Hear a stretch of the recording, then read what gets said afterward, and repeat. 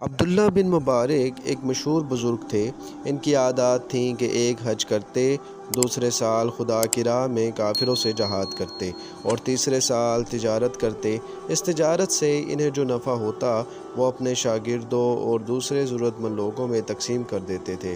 ایک دفعہ وہ حج کے لیے گئے، حج سے فارغ ہو گئے تو تھوڑی دیر کے لیے کعبہ شریف میں لیٹ گئی اور ان کی آنکھ لگ گئی۔ انہوں نے خواب میں دیکھا کہ دو فرشتے آسمان سے اترے ہیں۔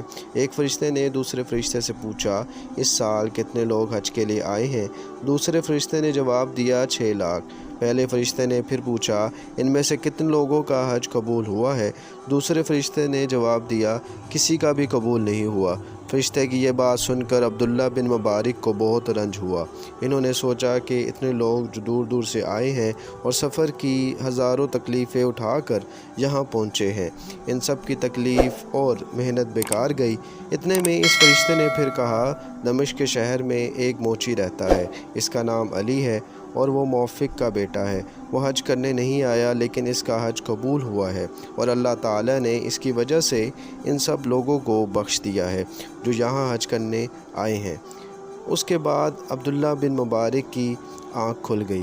اپنے خواب کے متعلق سوچا تو فوراً جی میں کہا کہ مجھے دمشق جانا چاہیے اور اس شخص کی زیارت کرنی چاہیے جس کا نام فرشتے نے علی بن موفق بتایا ہے۔ یہ سوچ کر وہ دمشق کی طرف روانہ ہو گئے۔ دمشق پہنچ کر انہوں نے اس شخص کا گھر تلاش کیا اور دروازے پر جا کر دستک دی۔ اندر سے ایک شخص نکلا۔ انہوں نے اس سے پوچھا، بھائی آپ کا نام کیا ہے؟ اس شخص نے جواب دیا، علی بن موفق۔ عبداللہ بن مبارک نے کہا، مجھے آپ سے کچھ باتیں کرنی ہیں۔ اس نے کہا، فرمائیے۔ عبداللہ بن مبارک بولے، آپ کیا کام کرتے ہیں؟ وہ شخص کہنے لگا، میں جوتیاں گھاٹتا ہوں۔ اس پر عبداللہ بن مبارک نے اپنا خواب بیان کیا۔ اس شخص نے کہا، آپ کون ہیں؟ عبداللہ بن مبارک نے اپنا نام بتایا تو اس نے ایک آنکھ کھینچی۔ عبداللہ بن مبارک نے کہا، کیا آپ مجھے اپنے حالات بتائیں گے؟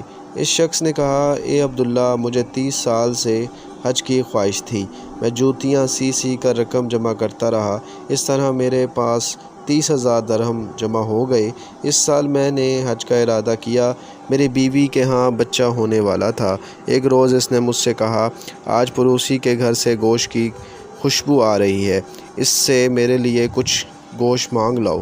میں پڑوسی کے ہاں گیا اور اس سے سالن مانگا تو وہ کہنے لگا، 7 دن سے میرے بچوں نے کچھ نہیں کھایا تھا، فاقے سے ان کی جان نکلی جا رہی تھی۔ اتفاق سے میں نے ایک جگہ دیکھا کہ ایک گدھا مرا پڑا ہے۔ میں اس کا تھوڑا سا گوشت کاٹ لایا اور اس سے سالن بنایا۔ یہ سالن تمہارے لیے حلال نہیں ہو سکتا۔ پڑوسی کی بات سن کر میں نے اپنے آپ سے کہا، بدبخت، تیرے پاس 3,000 درہم ہیں اور تجھے یہ معلوم نہیں کہ تیرے پڑوسی کے بچے 7 دن سے فاقے سے ہیں۔ میں اسی وقت گھر سے وہ 3,000 درہم اٹھا لایا اور اپنے پڑوسی کو دیتے ہوئے کہا، یہ لو اور ان سے اپنے بال بچوں کا خرچ چلاؤ، میرا حج یہی ہے۔ عبداللہ بن مبارک نے موچی کی یہ داستان سنی تو کہنے لگے، میرا خواب سچا تھا، وہ فرشتے سچ کہتے تھے۔